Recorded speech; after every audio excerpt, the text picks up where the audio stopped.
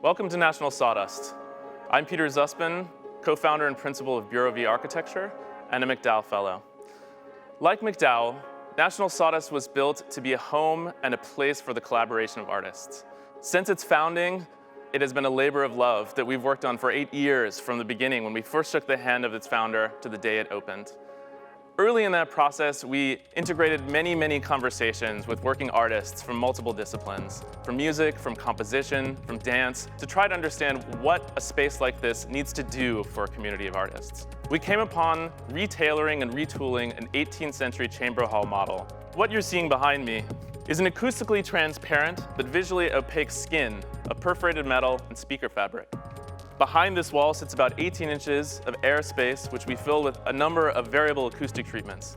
That allows for us to entirely change the way the room sounds based on the instrumentation the artist is bringing into the room. So if we're listening to a drone metal show, we will pull all those curtains as much as we can to absorb that onslaught of sound. And if we're listening to a string quartet, we'll draw all those curtains and allow this room to be as bouncy and live as possible. That wall that's bouncing back is about 8 inches thick of solid concrete, all sitting on springs. Then a 2-inch air gap, then 12 inches of solid concrete that wraps this entire space. In 2014, I was lucky enough to stay at MacDowell. And during that time, the construction of this project was well underway. And it was an amazing moment for me to take a break and think about the future of my career, as well as this space just before it opened.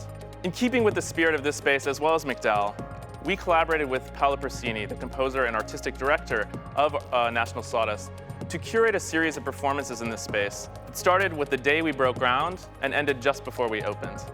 In that spirit, we were able to bring in a number of artists to leave ghosts of artworks in this space long before it opened, and to let sound fill these walls long before they were really here. National Sawdust is really a jewel in New York City and a home for the creation of new music. And we're very excited that you're here.